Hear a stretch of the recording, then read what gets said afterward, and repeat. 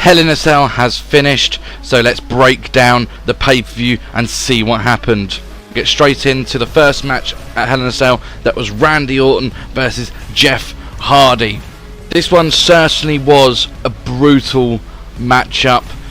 I mean, having Randy Orton stick that screwdriver into Jeff's ear, that was absolutely horrible, disgusting.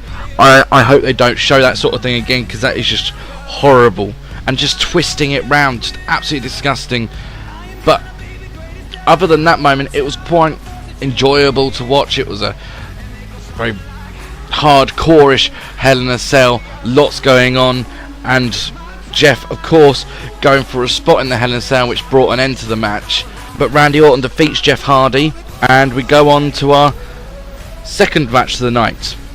Becky Lynch and Charlotte Flair for the SmackDown Women's Championship, and I thought this was going to be a lot better than it actually was. It still wasn't a bad match, but it wasn't enough to me to want to just keep my eyes glued to the telly the whole time. But thankfully ended with Becky Lynch defeating Charlotte Flair and taking the women's title home. But I think the biggest problem with this match was it has been so heated going into it that all that momentum just seemed to stall at the pay-per-view. Nothing really happened. Nothing in the match made it stand out. Nothing afterwards, nothing before. It was such a heated rivalry that they needed just something else in there. Whether it was a double turn with Charlotte attacking Becky or whatever, but they ended it with just Charlotte wanting to hold Becky's hand up, and it didn't go over. It just didn't work. Hopefully they can keep this heated and build off it. Next we had Dolph Ziggler and Drew McIntyre defending their Raw Tag Team Championships against Dean Ambrose and Seth Rollins. Again, not a bad match, but it's gone on too long now. It's just drawn out completely. Dolph Ziggler, Drew McIntyre, Seth Rollins, Dean Ambrose. We've seen that at the last pay-per-view, and we've seen Seth Rollins, Dolph Ziggler so many times before that. Take them away from each other, even just for a couple of months or a little while, just separate them.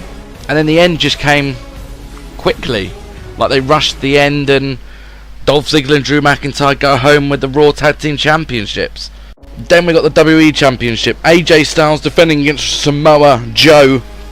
And again, for the theme of the night, momentum has stalled.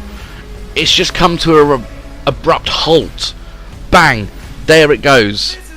Here's Hell in a Cell. Nothing's going to happen because we've got a Super Showdown to come up. So nothing really is going to happen at this pay-per-view. We're just going to give you some matches and bang, out it goes.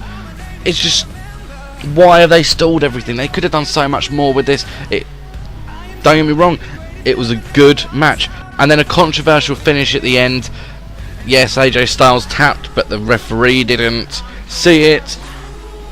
Sets up a third match in Australia, and it's looking like it's going to be no disqualification or something. But what I would like to see is an I Quit match now. AJ Styles, Samoa Joe, keep that heat going for the next 3 weeks. Have them attack each other more and more. And a Super Showdown, let's see an I Quit match. Then we got the mixed tag team match between Miz and Maurice versus Daniel Bryan and Brie Bella, and the whole match was just spent with Miz and Maurice trying to stay out of Daniel Bryan and Brie Bella's way. Wasn't a good match at all, and Miz and Maurice leave with the victory with a very lackluster pinfall at the end. Next we got the Raw Women's Championship, Ronda Rousey versus Alexa Bliss. Of course, Natalya in Ronda Rousey's corner, and Alexa Bliss had Alicia Fox and Mickie James. Watching this, it just felt like it was the exact same match that was run at SummerSlam. Nothing's been progressed, nothing's changed. Ronda Rousey still Raw Women's Champion by tapping out Alexa Bliss, and it's not exactly had a great storyline running up to it. Have WWE killed off Ronda Rousey, or can they save this? I just don't know, but they need to make matches that are different from the last ones. It just felt like such a carbon copy. We don't need to see that one again. We need to see a progression. If you're going to run it again, progress it. Don't stall it and keep things the same. And then we come to the main event. Wow. A Hell in a Cell match for the Universal Championship with Mick Foley, special guest referee, Braun Strowman's Money in the Bank cash-in, Roman Reigns versus Braun Strowman. Braun Strowman dominated, and then Ziggler McIntyre come out, which brings the rest of the Shield out. And from this point, I actually forgot that there was a match going on.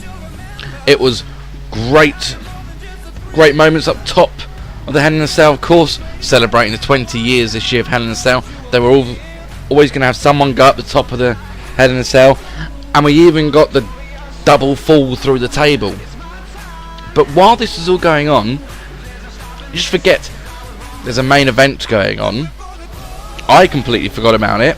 Roman Reigns and Braun Strowman just had a nice little kip in the ring for those 10-20 minutes of Seth Rollins and Dolph Ziggler throwing themselves through tables.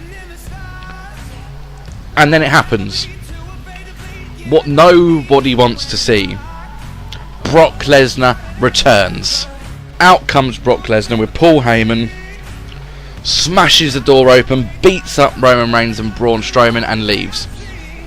Now I thought at this point we're going to get Roman Reigns put his arm over Braun Strowman, 1, 2, 3, Universal Champion still.